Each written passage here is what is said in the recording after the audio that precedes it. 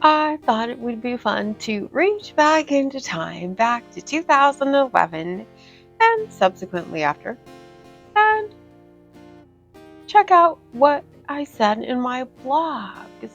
My blogs were written uh, as my first outreach, is what I thought. So I'm going to share them with you, and we'll see if you get anything out of them. They're actually posted on my website as well if you prefer to read them yourself. All right, let's get started. Time to take a blast into the past. Thoughts from an Italian restaurant from November 2011. Spiritual gifts. Log sign. I'm a waitress at an Italian restaurant, one of the only 2 sit-down restaurants in my city. I go to work last week and I have one of those tables, the kind you really can't please. I go up to the table and the 8-year-old, my guess at his age, says, "Is the sweet tea fresh?" It just so happened that it was. Of course, we had an earthquake this summer and there was a crack in the city water system, and we're all on a boil order for the last 2 weeks of October until the end of November. So the tea water has to be boiled first, and then we can make it. Big pain in the butt. The whole table knows what they want before they even get there. No big deal, seeing as though that's pretty common since almost everyone is a regular. The order takes me a whole sheet on my booklet. The teenage girl orders a sandwich that doesn't exist, and the whole family has very specific things they need and don't want.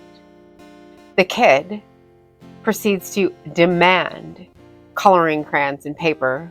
We give out paper plates. The parents just sit there. Okay.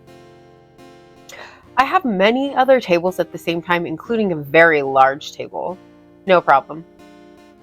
I bring the happy family, what I've dubbed them, their drinks, and the kid says, "Ah, I don't want that cup.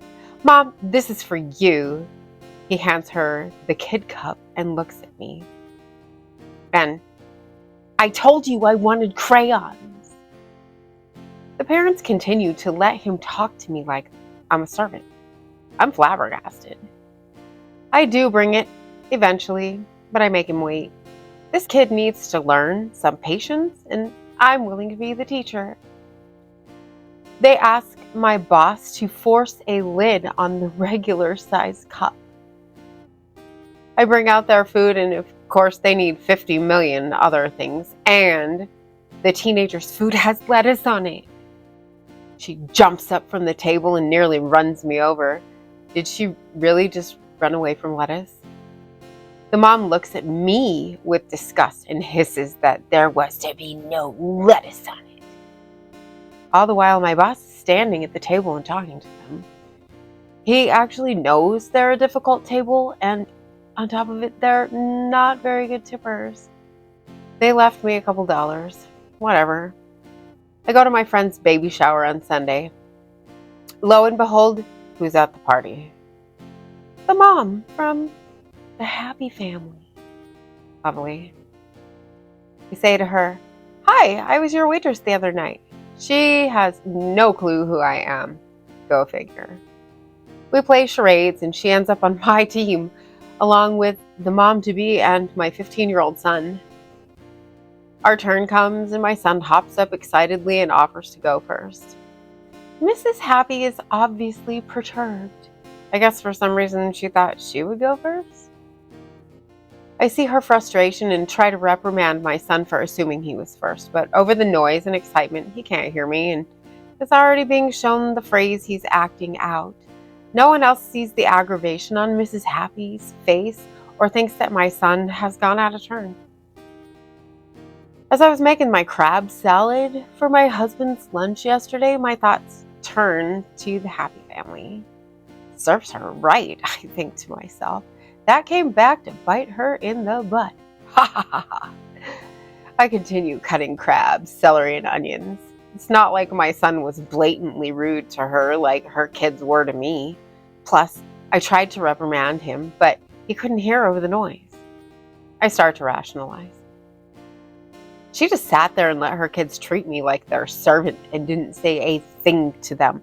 She deserved it. Log sawing. I go to work. It's a super slow night.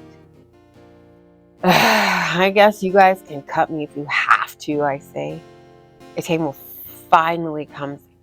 And who is it? The happy family, minus the dad this time. God has a sense of humor, doesn't he? If Mrs. Happy recognizes me, she shows no sign of it. Is the sweet tea fresh? The 8-year-old says.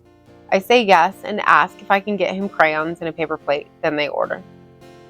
The teenager gets the same made-up sandwich, ham, cheese, and mayo on panini bread. The mom gets a steak salad with extra black olives. I go to the computer with my boss this time. He says, here, let me punch it in. I make up a ramekin full of olives. I bring the drinks to the table. 1 large sweet tea, 1 kid sweet tea, and a Pepsi. Aw, that's not the right cup. Here, Mom, this is yours.